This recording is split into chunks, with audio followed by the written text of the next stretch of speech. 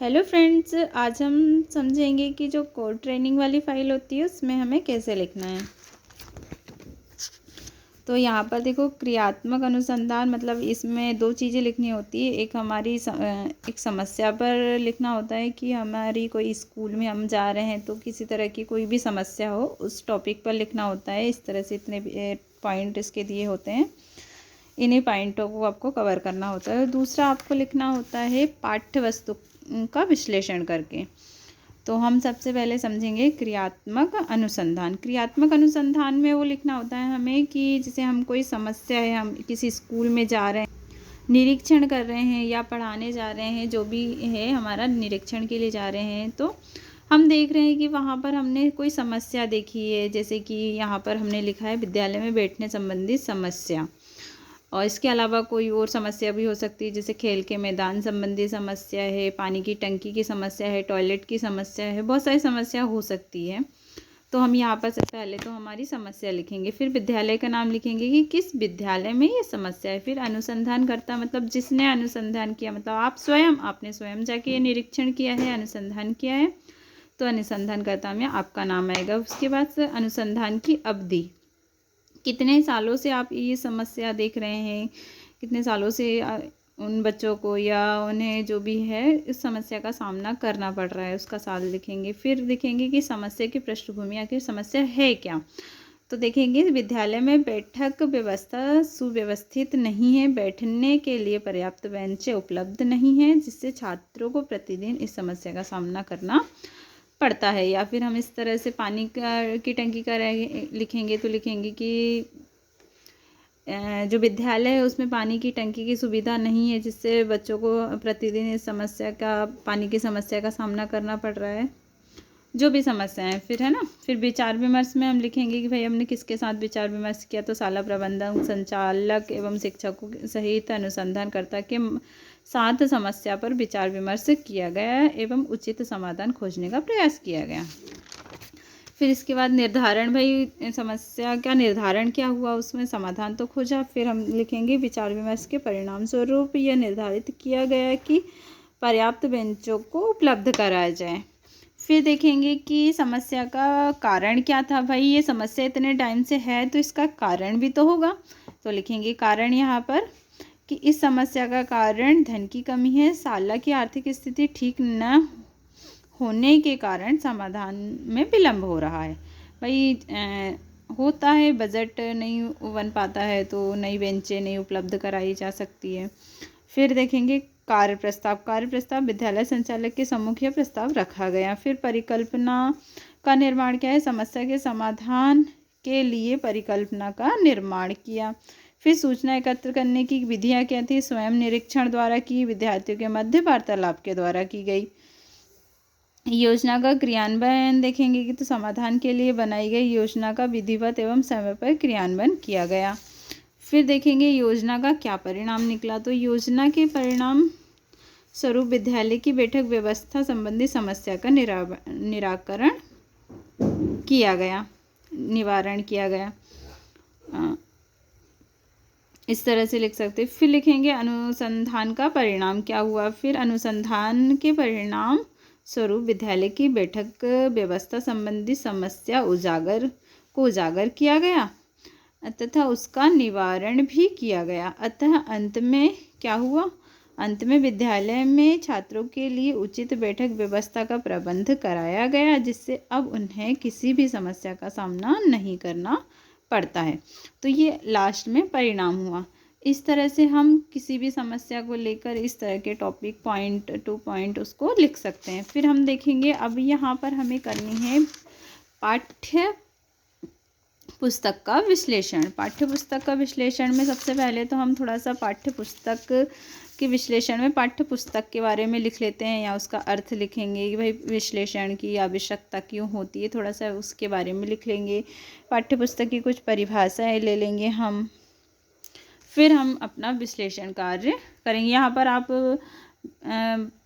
विश्लेषण से पहले परिभाषा, उसकी विशेषता, अर्थ, परिभाषाएं, बहुत सारी चीज़ें लिख सकते हैं अगर आप लिखना चाहें तो, है ना। तो पाठ्य पुस्तक विश्लेषण में सबसे पहले हमें लिखना होता है पुस्तक का शीर्षक। तो हम यहाँ पर ले रहे हैं हमारी जो विषय वस्तु की जो सूक्ष्म शिक्षण एवं सूक्ष्म शिक्षण कौशल वाली जो बुक है हमारी, ये हमारे सिलेबस वाली बुक, हम इसी का क्या कर रहे हैं, विश्लेषण कर रहे हैं, है ना। आप चाहती 5वीं 8वीं 9वीं कोई सी भी बुक का विश्लेषण कर सकते हैं। तो सबसे पहले हम लिखेंगे पुस्तक का शीर्षक। तो क्या है शीर्षक, सूक्ष्म शिक्षण एवं शिक्षण कौशल। जो भी पुस्तक है उसी का नाम हमने लिखा। फिर हमने लिखा पुस्तक के लेखक। यहाँ पर पुस्तक की लेखिका कौन है, डॉक्टर गीता गुलाटी। उसके बारे में हमने उसका नाम लिखा। फिर वो उनकी जो डिग्रियां थी उनके बारे में लिखा, कहाँ कहाँ से उन्होंने कौन कौन सी डिग्री हासिल की हुई है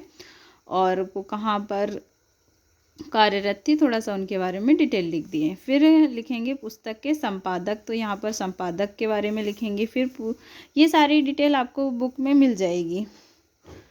फिर पुस्तक के प्रकाशक कौन है, तो माधव प्रकाशन। फिर प्रकाशन का स्थान कहाँ है, तो उसका एड्रेस लिख देंगे। फिर प्रकाशन का वर्ष लिखेंगे। पुस्तक की कीमत लिखेंगे। यहाँ पर लिखेंगे ISBN, मतलब ये कोई एक नंबर लिखा होता है जो कि आपको बुक में मिल जाएगा। इस तरह से मैं आपको एक बुक जो जिसका मैंने यहाँ पर बनाया है, विश्लेषण किया है, उसके बारे में आप थोड़ा सा दिखा देती हूँ मैं आपको। ये इस तरह से यहाँ पर लेखक का नाम मिल जाएगा, उसकी डिटेल मिल जाएगी। यहाँ पर प्रकाशन, उसका एड्रेस, और इस तरह से ये प्रकार यहाँ पर उसका वर्ष भी मिल जाएगा। ये इस तरह से नंबर होता है ISBN नंबर। मूल्य यहाँ पर, मुद्रण यहाँ पर मिल जाएगा।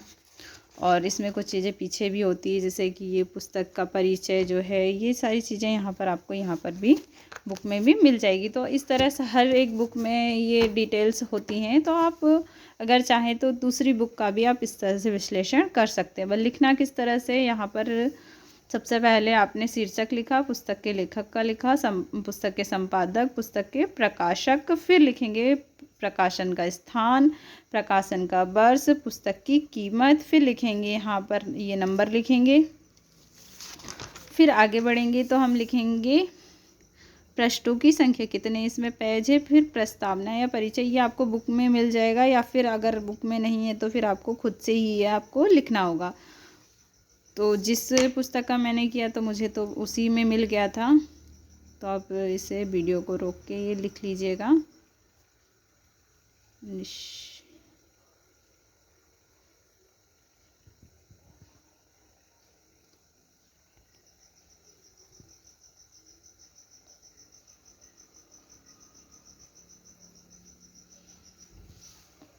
फिर प्रस्तावना या परिचय के बाद आता है 11वां नंबर, अनुक्रमणिका।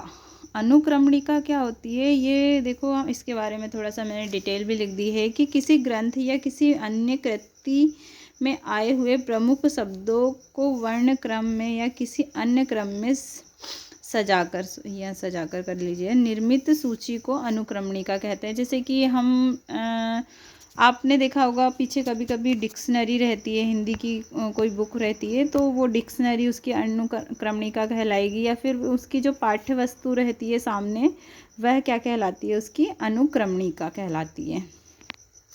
तो यहाँ पर प्रस्तुत पाठ्य पुस्तक जो हमने ली है उसकी अनुक्रमणिका यहाँ पर मैंने बनाई हुई है 1 से लेकर पूरी 20 तक। ये आप नोट कर लीजिएगा।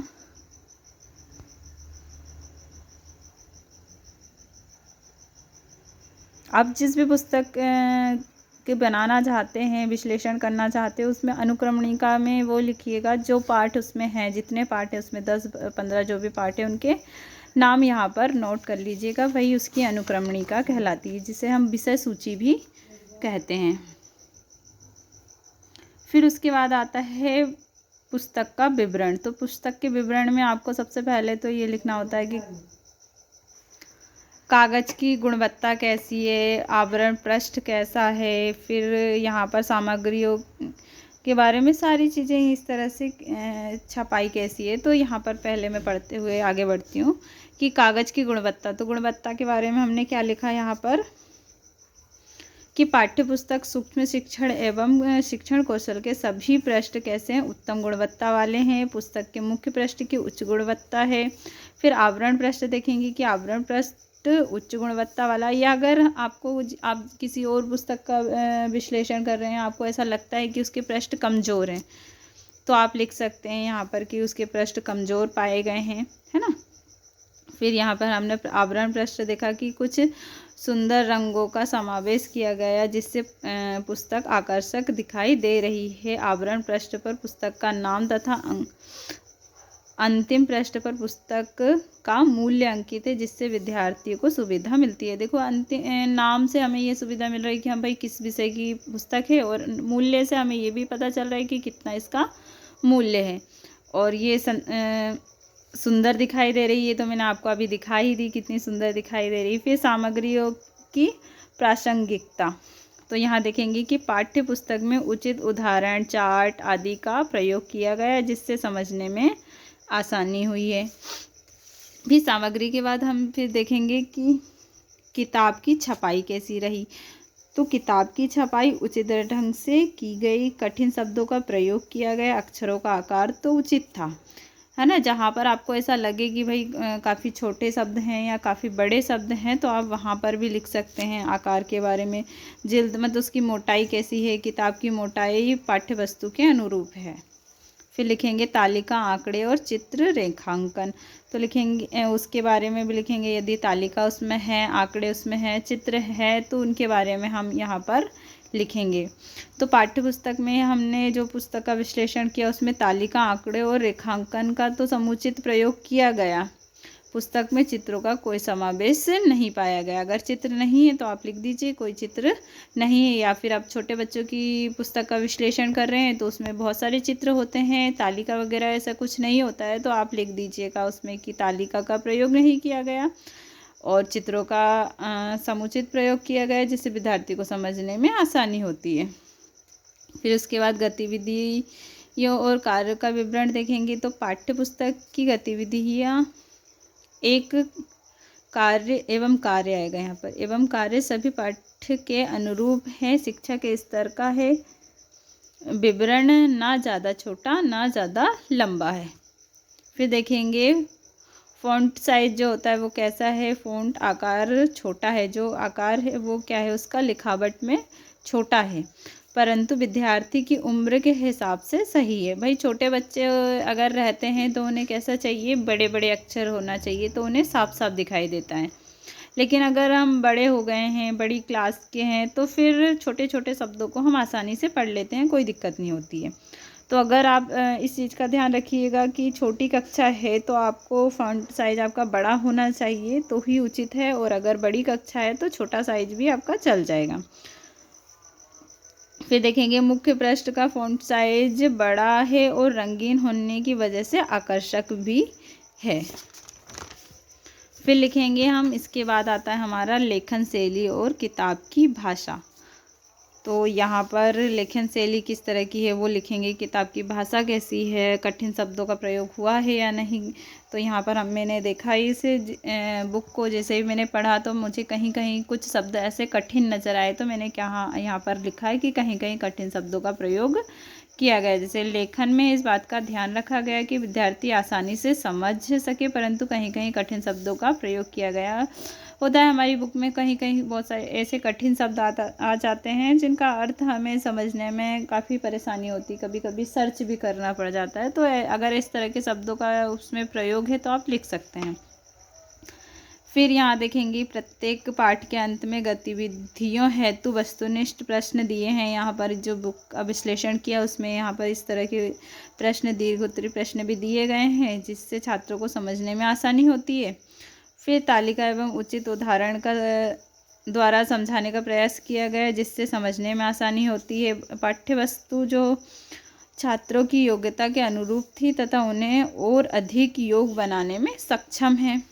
फिर परिशिष्ट क्या होता है, परिशिष्ट में वो चीज़ें आती है जैसे कि मान लीजिए आपने कोई बुक पढ़ी है, उसमें आपको ऐसा लग रहा है कि इसमें कुछ चीज़ें कम हैं। अगर मान लीजिए आपने कोई कहानी पढ़ी है, उसके नीचे आप चाहते हैं कोई भी अगर कहानी आती है तो उसमें कुछ चीज़ें ऐड होनी चाहिए, जैसे उसमें कठिन शब्द है तो उनका अर्थ होना ज़रूरी है। मान लीजिए उसमें अर्थ नहीं है तो आप परिशिष्ट में लिख सकते हैं कि यहाँ पर अर्थ होना चाहिए था। मतलब जो कमी होती है पूरी पाठ्य वस्तु में, जो भी कमी पाठ्य पुस्तक पूरी लिखने के बाद उसमें अगर आपको ऐसा लगता है कि कुछ चीज़ें छूट गई हैं जो इसको पूरा करने के लिए आवश्यक थी, तो वो चीज़ें आपकी परिशिष्ट में आती हैं। तो अब यहाँ पर मैंने ये जो बुक पढ़ी है उसमें यहाँ पर मैं लिखूँगी कि मेरे अनुसार पाठ्य पुस्तक में कोई कमी नहीं है, बस शिक्षण की दृष्टि से पूर्ण है, उसमें कोई भी घटक या अभिलेख कम नहीं पाया गया। अगर कोई कम पाया जाता है तो आप लिख देंगे कि उसमें इस चीज़ की कमी है, और अगर नहीं है तो आपको क्या लिखना है कि उसमें कोई, मेरे अनुसार उसमें कोई कमी नहीं है, या भी जो भी आपको जैसा उसमें लगे। आप अगर उसका विश्लेषण कर रहे हैं, पढ़ के देख रहे हैं, तो आपको खुद समझ में आ जाएगा, है ना।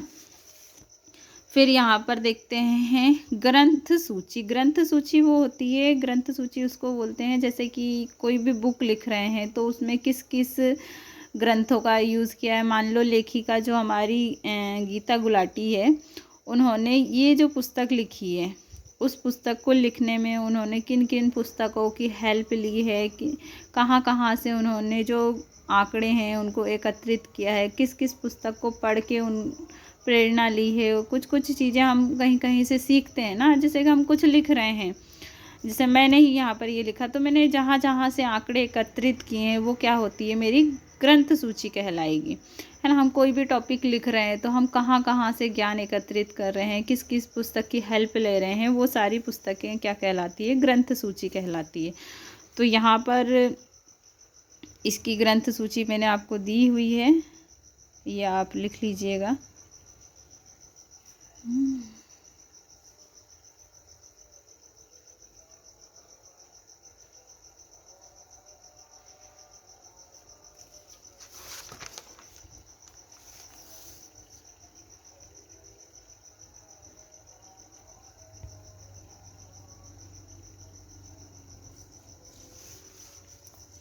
फिर यहाँ आता है अपने व्यक्तिगत अनुभव एवं सुझाव। तो यहाँ पर अगर आपका कोई सुझाव है, आपका अनुभव, पहले तो अपना अनुभव शेयर करेंगे यहाँ पर, फिर सुझाव देंगे। तो हम लिखेंगे कि मैंने यहाँ पर जो अनुभव किया वही मैंने लिखा है कि मेरे अनुभव के अनुसार पाठ्य वस्तु योग्यता के अनुरूप है, परंतु कहीं कहीं कठिन शब्दों का प्रयोग किया गया है जो मुझे कठिन लग रहे थे। मैंने पहले भी उसको लिखा है कि कठिन शब्दों का प्रयोग किया गया। यहाँ भी मैंने लिखा है कि भाई कठिन कठिन शब्द मुझे जहाँ लग रहे हैं तो मैं लिख दूँगी। अगर आपको नहीं लगता है कि इसमें ऐसे कोई कठिन शब्दों का, जैसे बच्चों की पुस्तक में ऐसे कोई खास कठिन शब्द नहीं होते, तो आप उसमें ना भी लिखें तो चलेगा। फिर यदि आप कोई सुझाव देना चाहते हैं तो मैं यहाँ पर सुझाव दूंगी कि अतः कठिन शब्दों के सरल भाषा में अर्थों का समावेश पाठ्य पुस्तक को और अधिक सरल और सुविधापूर्ण बना देगा। जैसे कि रहता है आपको बाकी बुक में नीचे स्टार करके उन शब्दों का अर्थ लिखा रहता है जो कठिन शब्द होते हैं। अगर पूरी शब्दार्थ नहीं दे सकें तो कुछ कुछ शब्दों के अर्थ अगर दे देते हैं तो उससे सरल हो जाता है। तो ये मेरा सुझाव था। इस तरह से आपको ये पूरी फाइल तैयार करनी है। वीडियो पसंद आए तो लाइक कीजिए, चैनल को सब्सक्राइब कीजिए। मेरा चैनल काफ़ी बड़ा तो नहीं है, लेकिन आप लोगों की हेल्प से, सपोर्ट से, जैसे ही आप उसको ज़्यादा से ज़्यादा वीडियो को शेयर करेंगे, सब्सक्राइब करेंगे, तो हो सकता है मैं आगे बढ़ जाऊं। सो प्लीज़ मुझे आगे बढ़ाने के लिए पॉजिटिव कमेंट के साथ साथ वीडियो को ज़्यादा से ज़्यादा शेयर कीजिए। चैनल को सब्सक्राइब करने के बाद बेल आइकन प्रेस करना बिल्कुल ना भूलें, ताकि इसके अलावा मैं बीएड से रिलेटेड जो भी वीडियो अपलोड करूँ तो उसका वीडियो आपको मिल जाए। इसके अलावा बीएड से related lesson plan, micro teaching के जो वीडियो हैं वो मेरे चैनल पे हैं, उनकी प्लेलिस्ट बनी हुई है, आप प्लेलिस्ट में जाके चेक कर सकते हैं। मिलते हैं नए वीडियो में बीएड के किसी नए टॉपिक के साथ। तब तक के लिए अपना ध्यान रखिएगा। Bye bye.